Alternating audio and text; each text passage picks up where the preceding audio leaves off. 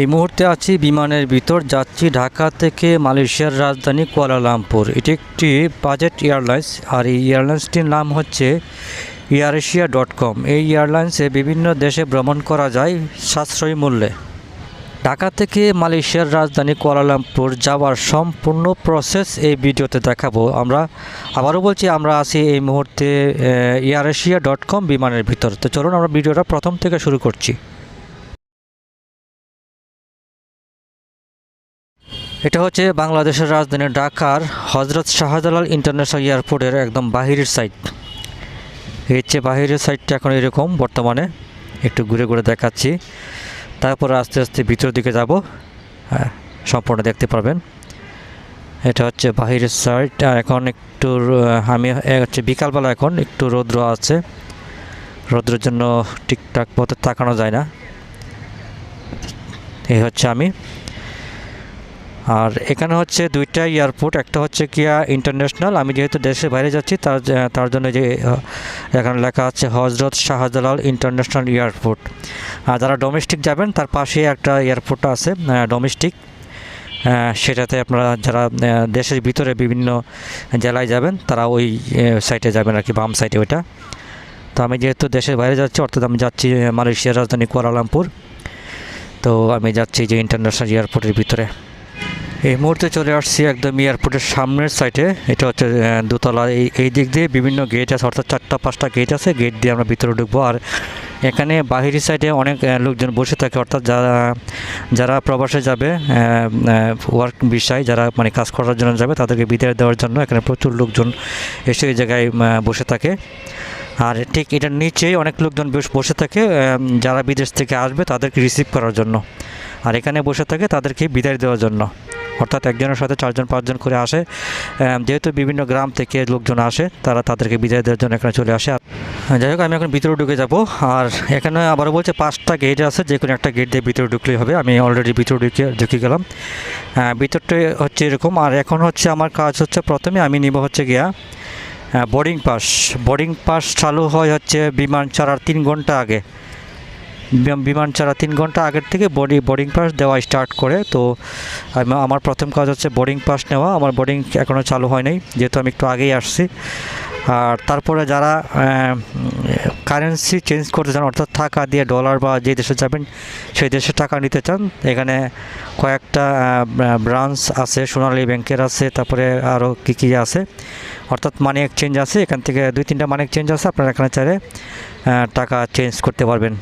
আমি এখানে বসে আছি, এখানে হচ্ছে বসার জায়গা। আমার আরও সময় লাগবে মানে বোর্ডিং চালু হইতে, তার জন্য এখানে বসে আপনাদেরকে একটু একটু করে দেখাচ্ছি আর কি।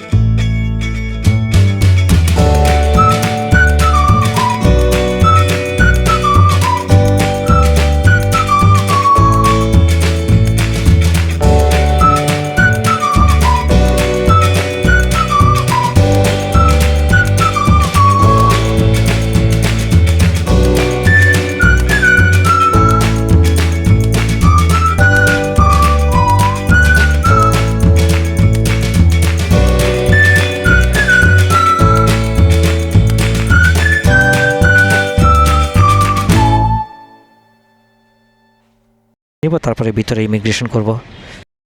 এটা হচ্ছে মসজিদ, মানে নামাজের স্থান থেকে নিচের দিকে এরকম দেখা যায়। মানে এখানে হচ্ছে কি বিভিন্ন এয়ারলাইন্সের বোর্ডিং পাস নিতে হয়, আর এই হচ্ছে নামাজের স্থান। ভিতরে গেলে উজু করার জায়গা আছে, সেখান থেকে উজু করে আসতে পারবেন। আমি উজু করে অলরেডি চলে আসছি। তো এই যে এখানে নামাজ পড়ার জন্য কয়েকটা লাইন দেওয়া আছে, আপনারা চাইলে জামাতেও এখানে নামাজ পড়তে পারবেন। জামাতের পরে যদি এখানে আসেন তাহলে নিজে নিজে নামাজ পড়ে নিতে পারবেন।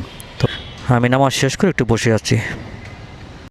তো দর্শক, আমি বোর্ডিং পাস নিয়ে ইমিগ্রেশন শেষ করে তারপরে একদম ভিতরে চেকিং হয়ে গেলাম। এ হচ্ছে এয়ারএশিয়া.com বিমান। এই বিমানে করে আমরা ঢাকা থেকে চলে যাব মালয়েশিয়ার রাজধানী কুয়ালালামপুর।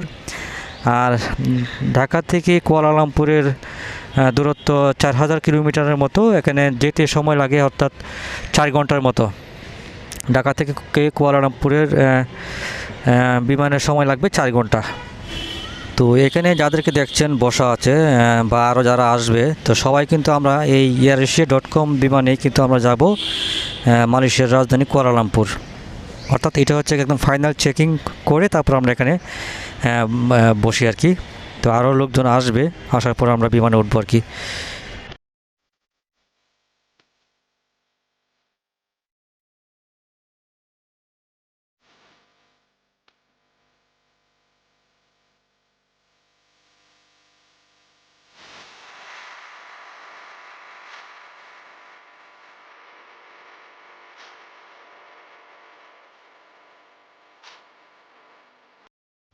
তো আমরা অলরেডি বিমানে উঠে গেছি। আর এই বিমানটা হচ্ছে চায়নার বাড়িঘরের মতো, অর্থাৎ চাইনিজরা যেমন অল্প জায়গার মধ্যে বেশি সংখ্যক লোক বসবাস করে, ঠিক এরকমই এখানে অল্প জায়গার মধ্যে অনেক বেশি সিট দেওয়া আছে। অর্থাৎ দুই পাশে তিনটা করে সিট দেওয়া, তিনটা 6টা, মাঝখানে ছোট্ট একটি হাঁটার রাস্তা।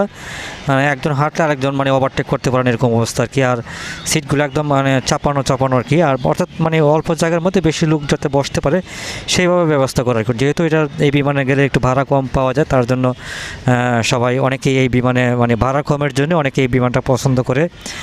তো আমি প্রথমবারের মতো এই বিমানে উঠছি। এর আগে কখনো আমি এই বাজেট এয়ারলাইন্সে কখনো আমি ভ্রমণ করি নাই, আজকে ফার্স্ট টাইম। অর্থাৎ আমি ভ্রমণ করি প্রায় 11 বছর ধরে, এই প্রথমবার বাজেট এয়ারলাইন্সে ভ্রমণ করছি। দর্শক, এই হচ্ছে ওয়াশরুম, একদমই ছোট্ট একটি জায়গা ওয়াশরুমের। আর যে আমি অন্য বড় যে বিমানগুলো ভ্রমণ করেছি, অর্থাৎ সিঙ্গাপুর এয়ারলাইন্স, থাই এয়ারলাইন্স, সেই বিমানের যে ওয়াশরুম থাকে তার 4 ভাগের 1 ভাগ হচ্ছে এই বিমানের ওয়াশরুমটা। এতটা ছোট। আর দেখেন এই যে দুই পাশে যে সিটের মাঝখানে যে রাস্তাটা কিন্তু একজন যদি হাঁটে আর একজন ওভারটেক করার মতো কোনো কায়দা নাই। এই দেখেন একজন লোক আসতেছে, ওভারটেক করতে হলে ভিতরে ঢুকতে হবে, এরকম অবস্থা আর কি। অর্থাৎ মানে একদম চাপা করে সিটগুলো বসানো। আর আবারও বলছি, যারা একটু কম টাকার মধ্যে ভ্রমণ করতে চান তারা এই যে এই বাজেট এয়ারলাইন্স অর্থাৎ এয়ারএশিয়া.com-এ ভ্রমণ করতে পারেন। যদিও আমাদের ঢাকা থেকে এই এয়ারলাইন্সগুলো অ্যাভেলেবেল নাই, পাইলেও টিকিট খুব একটা সস্তা পাওয়া যায় না। যদি আপনারা অন্য দেশে অর্থাৎ বাংলাদেশের বাইরে অর্থাৎ মালয়েশিয়া, সিঙ্গাপুর, চায়না, কম্বোডিয়া এইসব দেশ থেকে যদি আপনারা এই এয়ারলাইন্সটা দিয়ে বিভিন্ন দেশে যেতে চান, সেক্ষেত্রে কিন্তু খুবই অল্প টাকায় বিভিন্ন দেশে ভ্রমণ করতে পারবেন। যেহেতু এই বিমানে ভাড়া কম, সেহেতু এই বিমানে অনেক ফ্যাসিলিটি পাবেন না। অর্থাৎ এই বিমানে আপনারা খাবার পাবেন না, খাবার খেতে হলে টাকা দিয়ে কিনে খেতে হবে। এবং এই বিমানে আপনারা বুকিংয়ে কোনো মাল দিতে পারবেন না। অর্থাৎ অন্য যেমন বিমানে, যেমন আমাদের দেশে যে US বাংলা বিমান, বাংলাদেশ, এই বিমানগুলোতে 30 কেজি বা 25 কেজি মাল বুকিংয়ে দেওয়া যায় আর কি। আর সেটা এই বিমানে দেওয়া যাবে না। যদি দিতে চান সেক্ষেত্রে আলাদা ভাড়া দিতে হবে, আর খাবারও কিনে খেতে হবে। খাবার কিন্তু এখানে দেওয়া হয় না।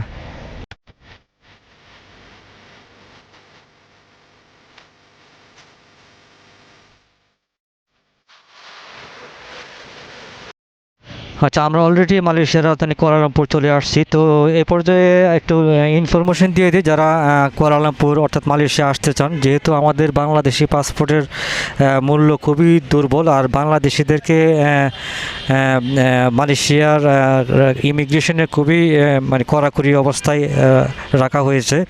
সেই জন্য যারা মালয়েশিয়া আসবেন অর্থাৎ মালয়েশিয়াতে ভ্রমণ করতে চান বাংলাদেশ থেকে, তারা অবশ্যই আপনাদের যে প্রয়োজনীয় যে কাগজপত্র সব কিছু সাথে রাখবেন। অর্থাৎ এখানে আসলে আপনারা যাওয়া আসার টিকিট মানে বিমান টিকিট, অর্থাৎ আপনারা মালয়েশিয়া আসবেন, আবার মালয়েশিয়া থেকে দেশে যাবেন অথবা অন্য কোনো দেশে যাবেন, সেই টিকিটটা আপনার থাকতে হবে। এবং যে হোটেলে উঠবেন সেই হোটেলের রিজার্ভেশন মানে বুকিং যে করবেন, যে হোটেলে উঠবেন সেই বুকিং রিসিপ্ট থাকতে হবে। এবং আপনার কাছে প্রয়োজনীয় যে টাকা যে খরচ করবেন সেই ডলার আপনার মিনিমাম $1000 সাথে রাখবেন যারা প্রথমবার আসবেন। তারপরে হচ্ছে অ্যারাইভাল কার্ড আছে, এটা অনলাইনে বুকিং অনলাইনে পূরণ করতে হয়, সেটাও করে আসবেন। অর্থাৎ যা যা কাগজপত্র তারা চাবে সম্পূর্ণ আপনার সাথে রাখবেন। কারণ আমরা ইউটিউবে দেখেছি অনেকেই ফেরত দেয়, মানে মালয়েশিয়ার ইমিগ্রেশন থেকে অনেকেই ফেরত দেয়। যাদেরকে ফেরত দেয় সেটা বোঝাই যায় তারা আসলে প্রকৃত ট্যুরিস্ট না। তারা বুঝে প্রকৃত ট্যুরিস্ট যারা অর্থাৎ প্রকৃত ট্রাভেলার যারা তাদেরকে কখনোই ফেরত দেয় না। এটা তারা পাসপোর্ট দেখলেই বুঝতে পারে।